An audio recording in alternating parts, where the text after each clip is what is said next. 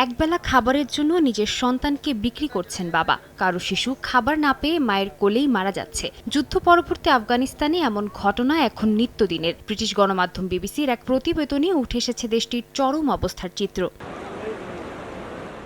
জাতিসংঘের তথ্য অনুযায়ী আফগানিস্তানে প্রায় ৭৫% মানুষ মৌলিক চাহিদা পূরণ করতে পারছে না। বেকারত্ব চরমে, স্বাস্থ্য ব্যবস্থা দুর্বল, আর বিদেশি সহায়তাও আগের তুলনায় অনেক কমে গেছে। এতে দেশজুড়ে খাদ্য সংকট আরও তীব্র হয়েছে। হাসপাতাল ও শিশু ওয়ার্ডে অপুষ্টি ও চিকিৎসার অভাবে শিশু মৃত্যুর হার বাড়ছে। চিকিৎসকরা বলছেন, রোগী বাড়লেও হাসপাতালের কাছে পর্যাপ্ত ওষুধ ও সরঞ্জাম নেই। স্থানীয়দের অনেকেই বলছেন, সন্তানদের খাবার দিতে না পেরে তারা চরম মানসিক চাপে আছেন। কেউ কেউ বলছেন, কাজ না পেয়ে হতাশায় আত্মহত্যার কথাও ভেবেছেন। আবার কেউ কষ্টের কারণে সন্তানদের ভবিষ্যৎ নিয়ে ভয় পাচ্ছেন।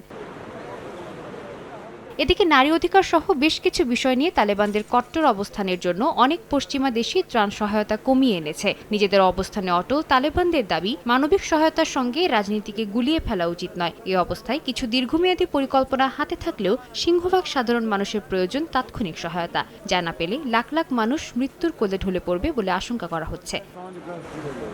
সাদিয়া তাসনিম, সময় সংবাদ।